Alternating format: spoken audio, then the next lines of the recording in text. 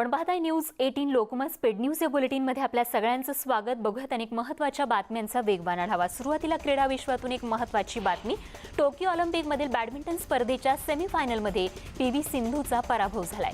तैपेईच्या झुईन तैकडून सिंधू पराभूत झाली आहे। सिंधूचा 18-21 आणि 12-21 असा पराभव झाला। तर ब्रांझ पदकासाठी सिंधूला झुंजावं लागणार आहे। तिचा चीनच्या बिंगजिया ओशी सामना होणार आहे।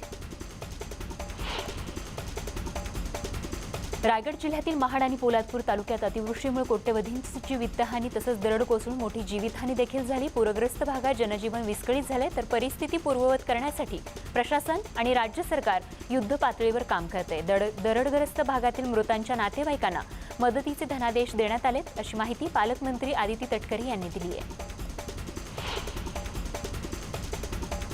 महाड शहराच्या स्वच्छतेसाठी नगरविकास मंत्री एकनाथ शिंदे स्वतः रस्त्यावर उतरलेत।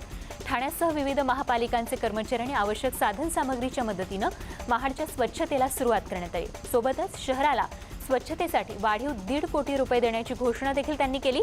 त्यांनी यापूर्वीच 50 लाखांची मदत जाहीर केली होती, मात्र झालेलं नुकसान पाहता ती पुरेशी मदत नसल्याचं निदर्शनास आल्यानं वाढीव 1.5 कोटी रुपये देण्याचा निर्णय त्यांनी जाहीर केला।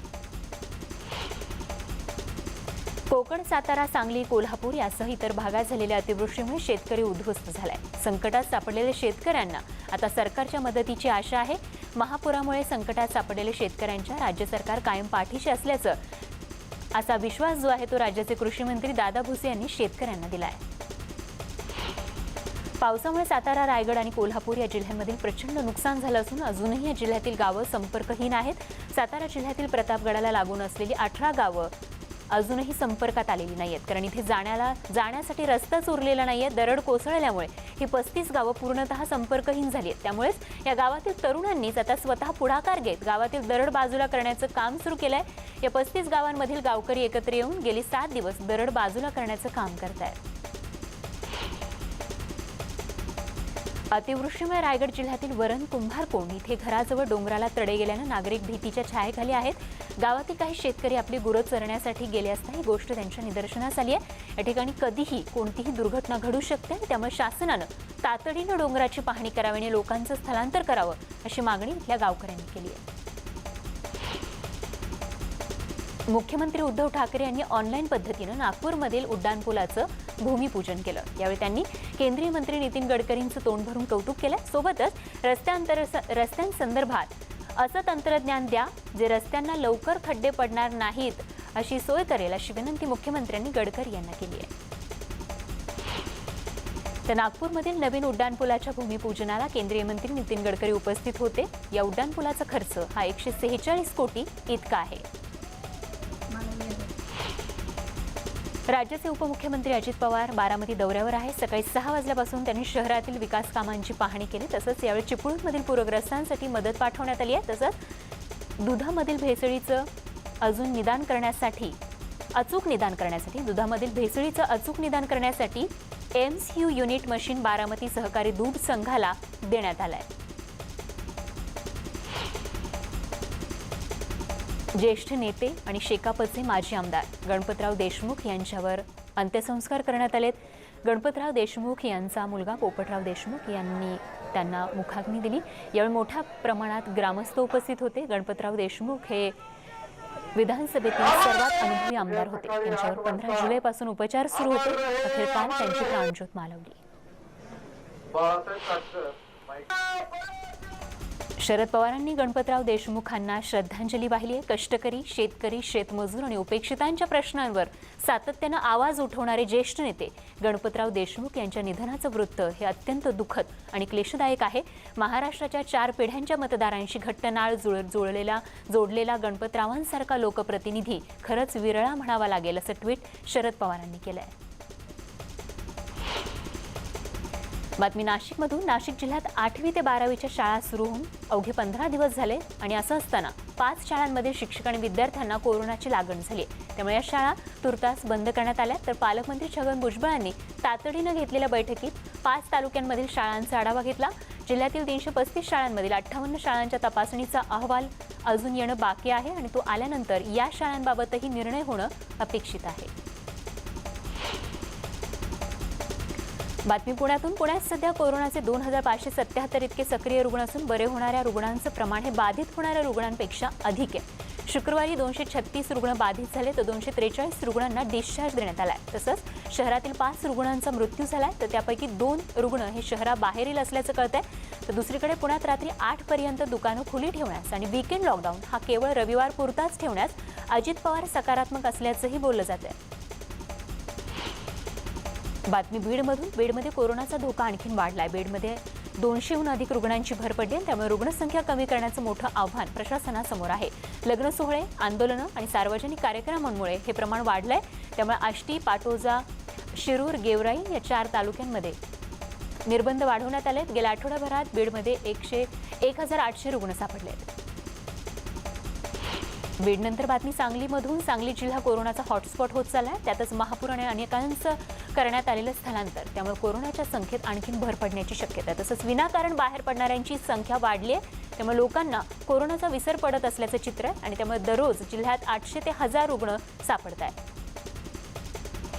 तिकडे रायगडमध्ये गेल्या 24 तासांमध्ये 249 नव्या रुग्णांची भर पडली आहे तर 5 रुग्णांचा इथे मृत्यू झालाय. आतापर्यंत रायगडमध्ये एकूण 1,59,913 जणांना कोरोनाची लागण झाली असून आतापर्यंत 1,52,820 जण कोरोनामुक्त झालेत. कोरोनाच्या संभाव्य तिसऱ्या लाटेची शक्यता वर्तवली जात असताना मात्र धुळे जिल्ह्यात उभारण्यात येणारे ऑक्सिजन प्रकल्प रखडले. धुळे जिल्ह्यात नवीन ऑक्सिजन प्रकल्प उभारण्यास शासनातर्फे परवानगी देण्यात आली होती. मात्र नियोजन विभागाकडून मान्यतेसह निधी वर्ग न करण्याबाबत निर्णय झाला आणि त्यामुळे जिल्ह्यातील साक्री, शिंदखेडा आणि दोंडाईचा इथल्या ऑक्सिजन प्रकल्पाचं काम थांबलंय. शासनाकडूनच प्रशासनाला प्रकल्प थांबवण्यासाठी सांगितल्याचा आरोप माजी मंत्री आमदार जयकुमार रावल यांनी केलाय. तुळजापूर इथल्या प्राचीन महात्म्य असलेल्या अख्खा तीर्थकुंडच काहींनी हडप करून त्यावर खासगी बांधकाम सुरू केल्याचं धक्कादायक प्रकार तुळजापूरमध्ये घडलाय. हा प्रकार लक्षात येताच या प्रकरणाची चौकशी करण्यात आली. यामध्ये बनवेगिरीनं हा तीर्थकुंड खासगी व्यक्तीच्या नावे झाल्याचं स्पष्ट होतं. जिल्हाधिकारी कौस्तुभ दिवेगावकर यांनी संबंधित सर्वांवरती फौजदारी कारवाईचे आदेश दिले. गेल्या 10 दिवसांपासून लातूर कृषी उत्पन्न बाजार समितीसह जिल्हाभरातल्या कृषी उत्पन्न बाजार समित्यांमध्ये सोयाबीनला हमी भावापेक्षा अधिक आणि विक्रमी भाव मिळतोय. आजपर्यंत सोयाबीनचा भाव हा 8,000 रुपये प्रति क्विंटलपेक्षा अधिक कधीही मिळाला नव्हता. मात्र गेल्या 10 दिवसांपासून जिल्ह्यातल्या कृषी उत्पन्न बाजार समित्यांमध्ये सोयाबीनला 9,800 ते 9,900 रुपये प्रति क्विंटल इतका विक्रमी भाव मिळत आहे.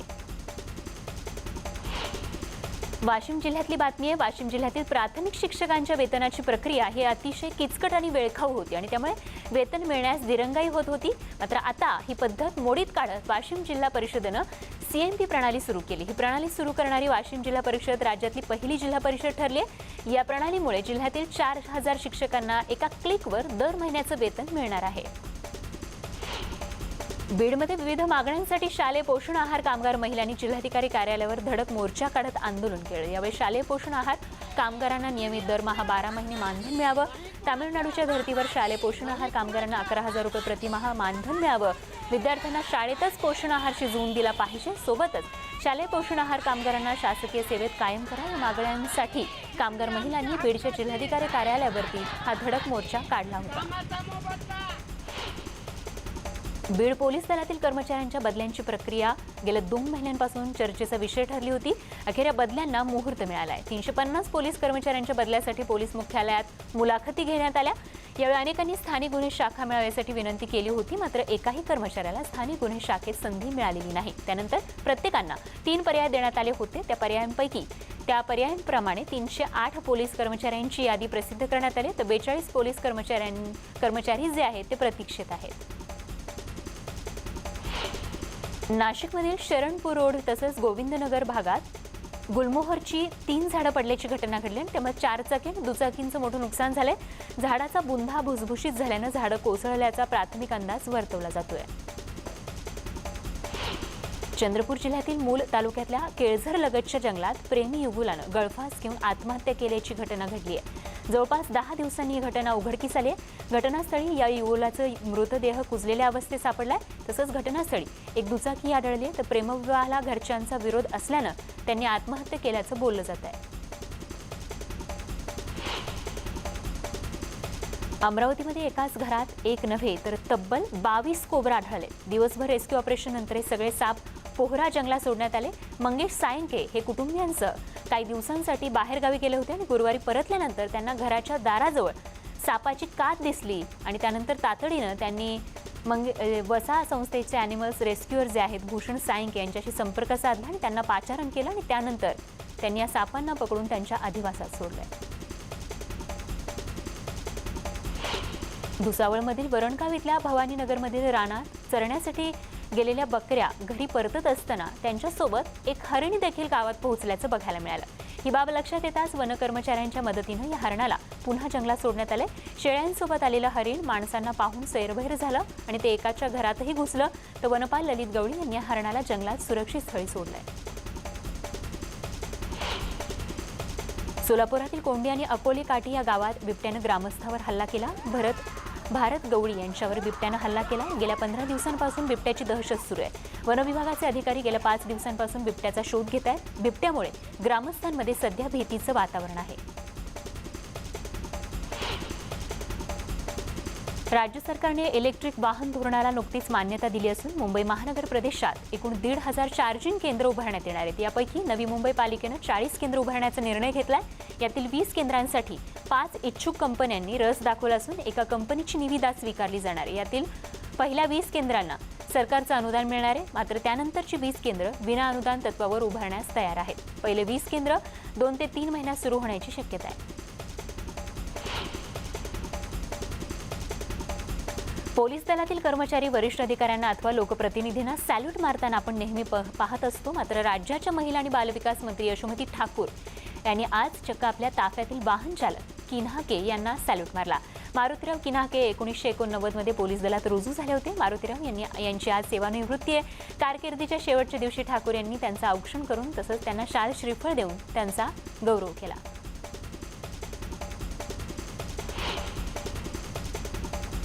या सगळ्या महत्त्वाच्या बातम्यांसोबतच स्पीड न्यूजमध्ये एक छोटासा ब्रेक घेऊन लगेच परत येतो. बघत रहा न्यूज 18 लोकमत.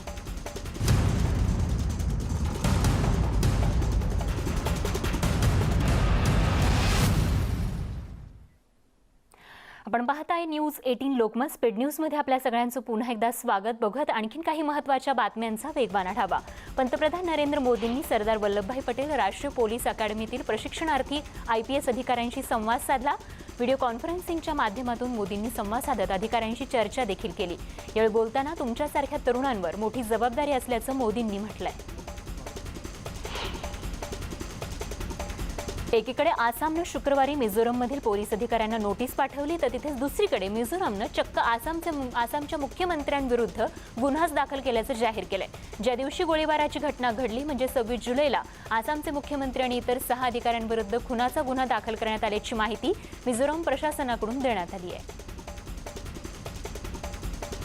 गृहमंत्री अमित शहांनी वेळीच पावलं उचलून आसाम आणि मिझोराम या 2 राज्यांमधील वाद मिटवण्याचा प्रयत्न करायला हवा, अन्यथा देशाच्या सीमेवर नवा संघर्ष अटळ आहे असा सल्ला सामनाच्या अग्रलेखातून देण्यात आलाय. आजच्या अग्रलेखातून आसाम विरुद्ध मिझोराम वादावरती भाष्य करण्यात आलंय आणि याच अनुषंगानं केंद्र सरकारला सल्ले देण्यात आले.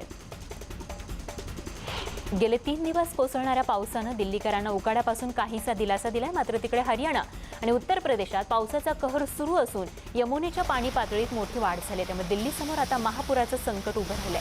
यमुनेच्या पाणी पातळीत 205.34 मीटरपर्यंत वाढ झाली असून पाण्यानं धोक्याची पातळी ओलांडली आहे. भारतीय सशस्त्र सेनेच्या 3ही दलांसह वैद्यकीय विभागात 1,21,000हून अधिक पदं रिक्त असल्याचं राज्यसभेतील चर्चेतून स्पष्ट झालं. सर्वाधिक रिक्त जागा सैन्य दलाच्या असून यामध्ये 90,640 सैनिकांच्या तर 7,912 अधिकाऱ्यांची जागा रिक्त आहेत. राज्यसभेत खासदार नीरज डांगे यांच्या प्रश्नाला संरक्षण राज्यमंत्री अजय भट्ट यांनी लेखी उत्तर दिलं, ज्यामध्ये ही बाब समोर आली आहे. कोरोना रुग्णसंख्येच्या आकडेवारी संदर्भातली बातमी गेल्या 24 तासात देशामध्ये नव्या कोरोना बाधितांची संख्या घटल्याचं समोर आले. देशात 24 तासात 41,649 नवे कोरोना बाधित आढळून आले. शुक्रवारी हाच आकडा 44,230 इतका होता. सोबतच देशात गेल्या 24 तासात 37,291 रुग्णांनी कोरोनावर मात केली. त्यामुळे कोरोनावर मात केलेल्या रुग्णांची आजपर्यंतची आकडेवारी ही आता 3,07,81,263 इतकी झाली आहे. क्रीडा विश्वातून बातमी. भारतीय महिला हॉकी संघाने शेवटच्या सामन्यात दक्षिण आफ्रिकेचा 4-3 असा पराभव केला. त्यामुळे टोकियो ऑलिम्पिकच्या उपांत्यपूर्व फेरीसाठी भारताच्या आशा कायम राहिल्या आहेत. भारतासाठी वंदना कटारियानं 3 आणि नेहा गोयलनं 1 गोल केला. वंदना कटारिया ऑलिम्पिक सामन्यात हॅट्रिक करणारी पहिली भारतीय महिला खेळाडू ठरली आहे. डिस्कस थ्रोमध्ये भारताची सीमा पुनियाचं आव्हान संपुष्टात आले. सीमा पुनिया फायनलसाठी क्वालिफाय करू शकली नाही. क्वालिफिकेशन राऊंडमध्ये सीमा पुनिया 16व्या नंबरवर राहिली. त्यामुळे तिचा टोकियो ऑलिम्पिकमधील प्रवास थांबला आहे. टोकियो ऑलिम्पिकमध्ये सर्वात शेवटची अपेक्षा होती ती म्हणजे 50 मीटर रायफल थ्री पोझिशन. या प्रकारात भारताकडून अंजुम मुदगिल आणि तेजस्विनी सावंत यांनी सहभाग घेतला होता. पण अंजुम आणि तेजस्विनी या दोघींनी महिलांच्या 50 मीटर रायफल थ्री पोझिशनची पात्रता फेरी पार करता आलेली नाहीये. शनिवारी झालेल्या पात्रता फेरीत अंजुमने 1167 गुणांसह 15वं स्थान तर तेजस्विनीला 1154 गुणांसह 33व्या स्थानावर समाधान मानावं लागलं. भारतीय क्रिकेट संघाचे खेळाडू सध्या आपल्या जोडीदारांसोबत इंग्लंडमध्ये फिरण्याची मजा लुटतायत. अनुष्का शर्मानं तिच्या इंस्टाग्राम अकाउंटवर एक फोटो शेअर केला. यामध्ये ती पती विराट आणि तिची मुलगी वामिका सोबत दिसतीये. तसंच विराट अनुष्का सोबत आणखीन एक कपल लक्ष वेधून घेते आणि ते म्हणजे के एल राहुल आणि सुनील शेट्टीची मुलगी अथिया शेट्टी. गेल्या काही दिवसांपासून अथिया आणि के एल राहुलच्या अफेअरच्या चर्चा रंगतात. त्यातच सध्या अथिया राहुल सोबत इंग्लंडची ट्रिप एन्जॉय करताना दिसतीये.